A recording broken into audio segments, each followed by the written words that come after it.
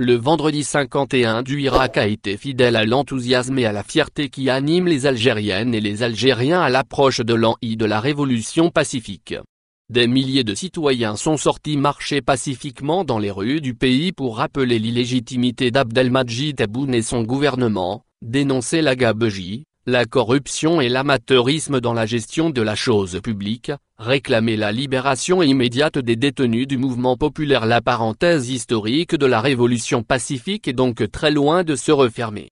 Au contraire, le Irak est en ébullition depuis plusieurs vendredis et les Algériens sont impatients de souffler la première bougie du mouvement populaire.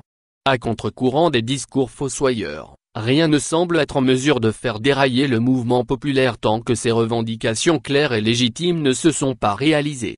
La République des citoyens. Le Irak aspire à construire une République des citoyens où l'arbitraire, l'intimidation, la violence, la haut gras, l'opacité, et l'allégeance sont des mots bannis.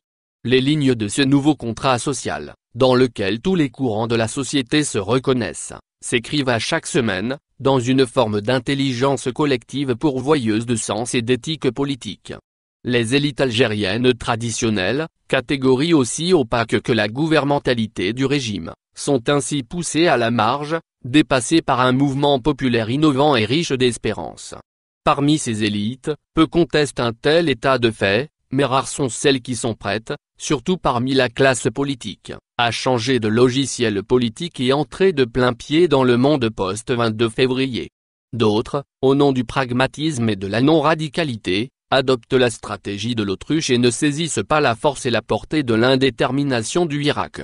En réalité, ils avancent tête baissée afin de ne pas voir leur inéluctable déclin. Pourtant, le bon sens ne trompe pas les classes engagées dans le Irak. Constamment, ils confirment que le contrat social que de la République des citoyens sera le produit de la révolution pacifique, et non pas le résultat d'un monologue entre le régime et ses clientèles. Un régime aux abois, mais la stratégie du fait accompli est déjà un échec retentissant. À chaque jour, les citoyens se rendent compte encore davantage que le régime est aux abois, et qu'il n'y a pas la moindre volonté de réaliser les revendications du mouvement populaire. L'acquittement du militant Samir Belarbi par la justice le 3 février dernier, puis son arrestation à la fin de la marche du vendredi 51, et sa libération tard en soirée montrent que le régime ne respecte pas ses propres règles. L'arbitraire demeure la règle. À cela s'ajoute l'accablement judiciaire contre les journalistes et les militants engagés dans le Irak. Cette semaine, le journaliste de la chaîne Al-Magharibia, Abdesami Abdelleh, a été notamment emprisonné alors qu'il rentrait de France pour visiter sa famille, et le militant Hadj Garmoul a été brutalement violenté. La répression policière contre les citoyens ne cesse d'augmenter. L'application abusive et sans fondement de la détention préventive continue.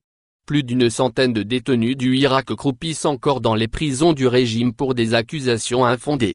Karim Tabou est enfermé comme un criminel de guerre dans une cellule d'isolement depuis 150 jours. Entre-temps, au lieu de libérer les détenus du Irak, le régime a lancé une vaste opération de grâce qui a touché plus de 200 prisonniers. Un seul détenu du mouvement populaire figure dans la liste des graciés, Joed Belkacem, mineur de 17 ans, qui avait presque purgé la totalité de sa peine.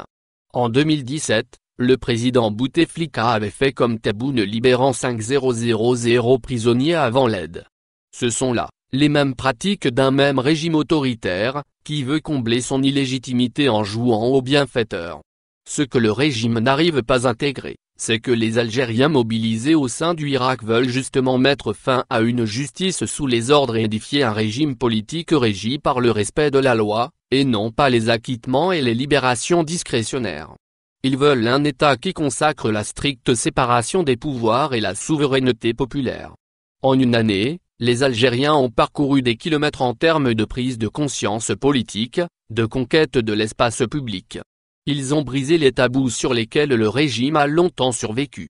Aujourd'hui, ils préparent l'an I de la révolution pacifique en étant plus expérimentés politiquement, plus conscients sur les intentions réelles du régime, plus lucides sur l'avenir politique du pays, plus mobilisés que jamais, pour édifier une république des citoyens.